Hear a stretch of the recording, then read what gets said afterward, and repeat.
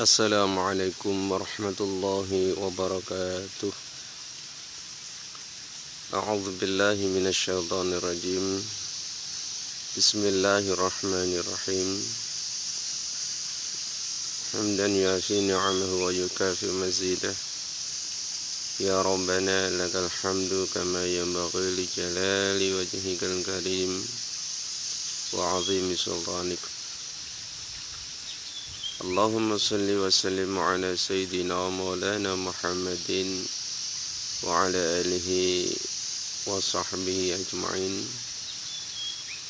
La hawla wa la quwata illa billahil aliyyil azim.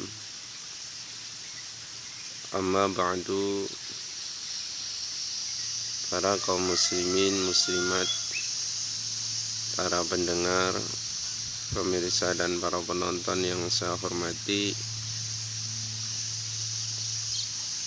sebelumnya kita memohon kepada Allah Subhanahu wa taala di dalam menunaikan ibadah puasa Ramadan di tahun ini 2021 atau bertepatan Ramadan 1442 Hijriah. Semoga Allah memberikan kekuatan kepada kita serta kesabaran di dalam menjalankannya, dan mudah-mudahan puasa yang kita tunaikan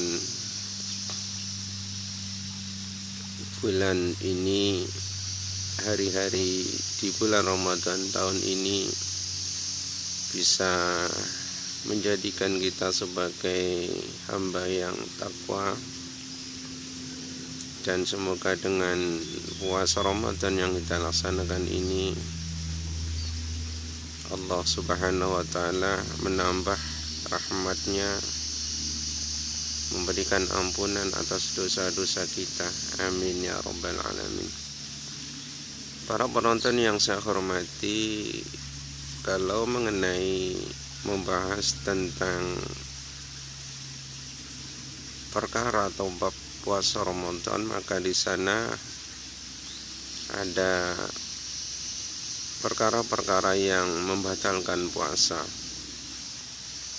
Di dalam kitab Kifayatul Akhyar, di sana diterangkan, dijelaskan, diuraikan bahwasanya perkara yang dapat membatalkan puasa ada 10 macam. Yang pertama adalah masuknya sesuatu ke dalam perut. Yang dimaksud dalam hal ini adalah makan, minum. Akan tetapi perbedaan antara makan minum ini bisa membatalkan puasa walaupun tidak sampai ke dalam perut, hanya sampai di dalam kerongkongan, maka itu sudah membatalkan puasa apabila makanan atau minuman atau sesuatu yang hanya berhenti di kerongkongan itu pun tidak bisa dikeluarkan kembali dan sampai ke dalam perut, maka itulah yang disebut makan atau minum, dan ini perkara yang membatalkan puasa.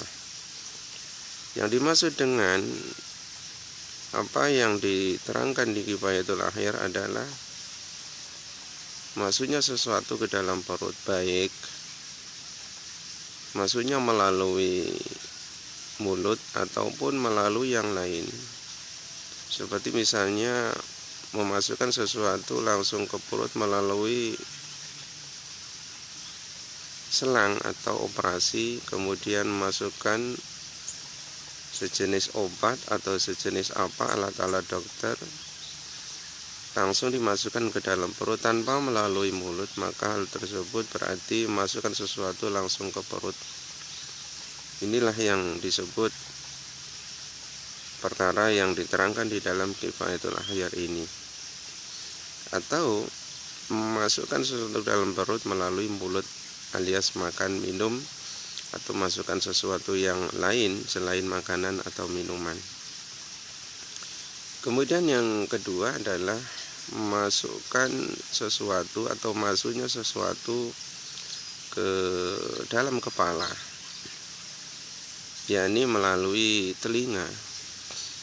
Maka memasukkan sesuatu melalui lubang telinga sampai masuk ke dalam kepala, ini perkara yang membatalkan puasa. Seperti contoh, seumpamanya kita memasukkan satu benda melalui lubang telinga, kemudian benda tersebut masuk ke dalam telinga dan itu tidak bisa dikeluarkan, maka itulah namanya memasukkan sesuatu ke dalam kepala. Nah, inilah yang membatalkan puasa kita. Maka puasa kita seketika itu batal karena ada perkara yang masuk ke dalam kepala kita melalui lubang telinga kita.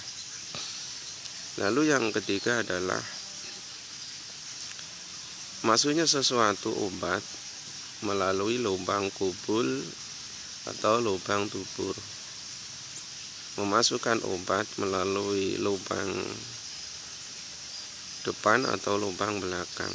Misalkan begini, memasukkan sesuatu obat melalui lubang depan, misalkan ada kita atau saudara kita atau siapapun saja itu yang berpenyakit batu keras yang berada di saluran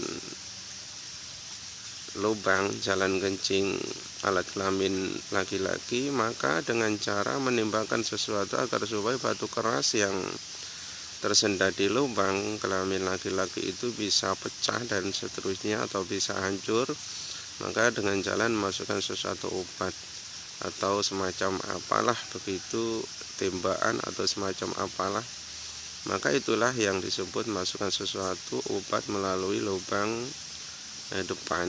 Bagi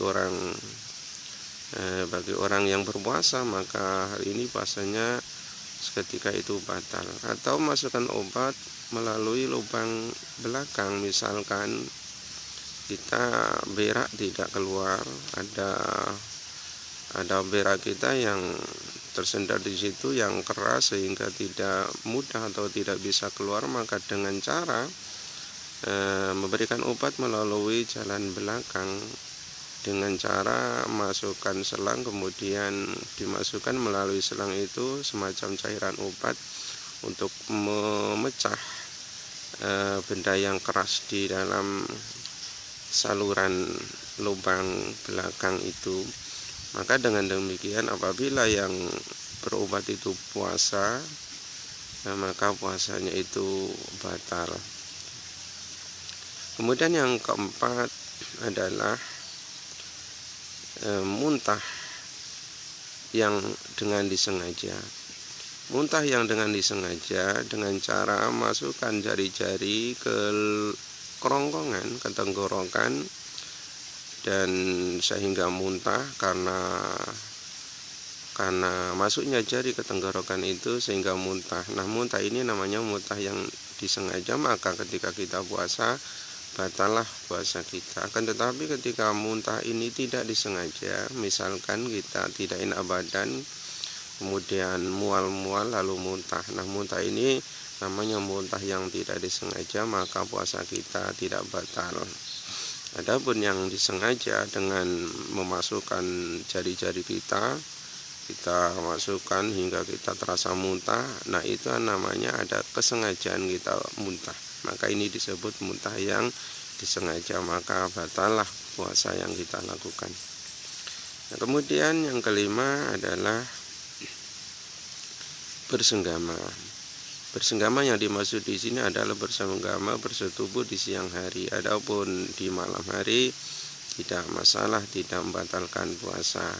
Nah, disebut yang dimaksud bersenggama bersetubuhan atau berjima dengan istri kita atau istri dengan suaminya di siang hari, maka ini membatalkan puasa. Walaupun ketika kita berhubungan dengan istri kita atau istri dengan suami, walaupun tidak keluar mani, tidak keluar sperma, ini tetap membatalkan puasa, tetap puasanya batal. Atau hanya menempel kepala zakar sang suami menempel di bibir lubang kemaluan sang istri, walaupun menempel tidak sampai kepalanya masuk ke lubang kemaluan istri, hanya menempel begitu saja, jelas itu menempel, terasa menempelnya, tidak sampai masuk ke lubang, ke dalam lubang parji atau kemaluan sang istri, maka ini termasuk namanya bersenggama,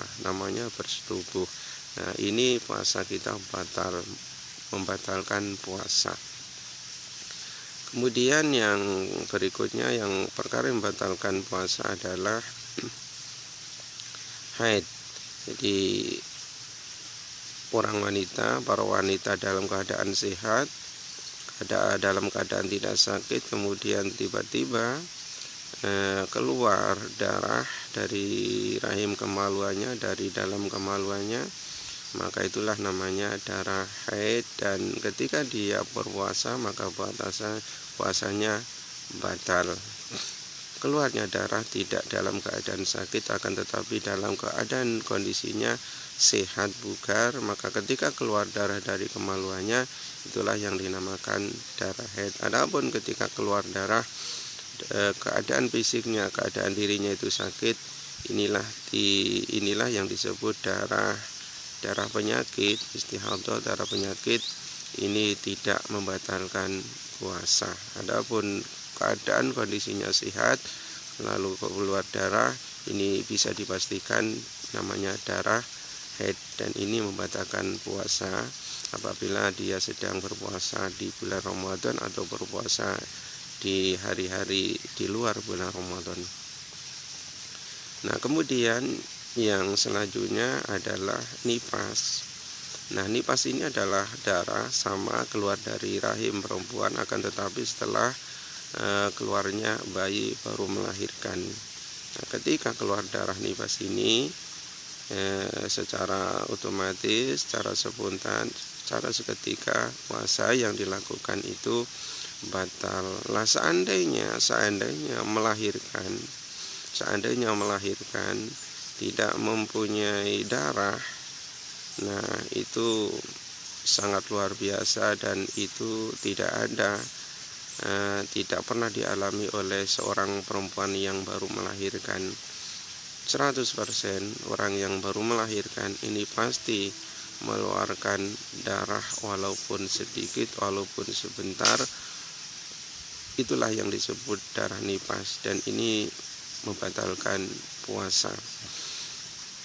Lalu yang seterusnya adalah perkara yang membatalkan puasa. Yang ke-9 adalah gila atau hilang akal. Nah, hilang akal atau gila ini apabila keadaan akal hilangnya ini sampai seharian,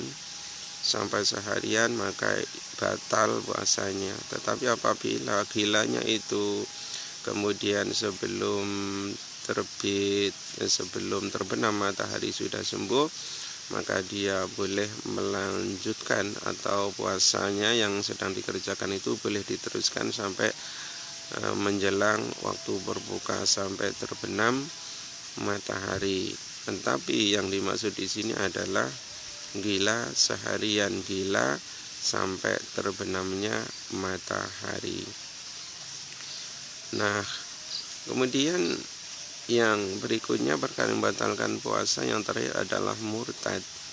Apa yang disebut murtad? Murtad adalah kembali kepada kekafiran.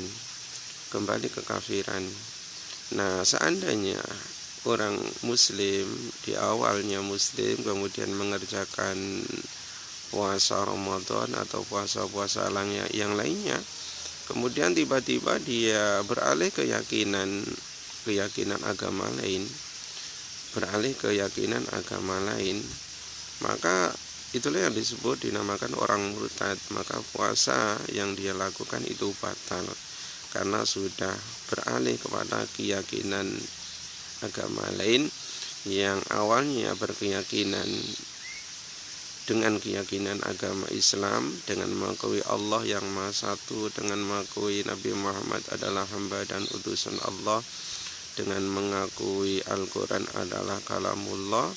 Maka tiba-tiba dia berkeyakinan berbalik atau berubah keyakinannya kepada keyakinan agama yang lain. Misalkan contoh umpamanya tidak meyakini Allah satu, tidak meyakini Allah satu, tidak meyakini Tuhan itu ahad, itu namanya murtad, berarti kembali kepada kekafiran. Nah, beralih keyakinan agama lain dari keyakinan Islam, ini namanya murtad, dan ini membatalkan puasa kita. Para pemirsa yang saya hormati, demikianlah apa yang bisa saya sampaikan mengenai perkara-perkara yang dapat membatalkan puasa. Nah, kesimpulannya adalah marilah kita menjaga hal-hal yang dapat membatalkan puasa kita semaksimal mungkin, apapun itu caranya, bagaimanapun itu caranya. Dengan cara apa? Dengan cara keikhlasan kita tingkatkan, dengan cara niat kita untuk sampai kepada hari akhir dari bulan puasa ini, niat kita itu kita pupuk, kita pertahankan, kita semangat niat kita, jangan lemah di dalam keikhlasan dan niat kita untuk sampai selesai kita berpuasa 1 bulan. Itu kalau tidak ada niat, kalau tidak ada tekad untuk sampai kepada hari akhir, sampai terakhir bulan puasa ini, maka itu bisa saja semangat kita akan menjadi lemah. Dan kedua, kita selalu berdoa kepada Allah Subhanahu wa taala agar supaya kita terus diberi kekuatan dan kesabaran di dalam menjalankan puasa Ramadan di tahun ini. Itulah yang bisa saya sampaikan.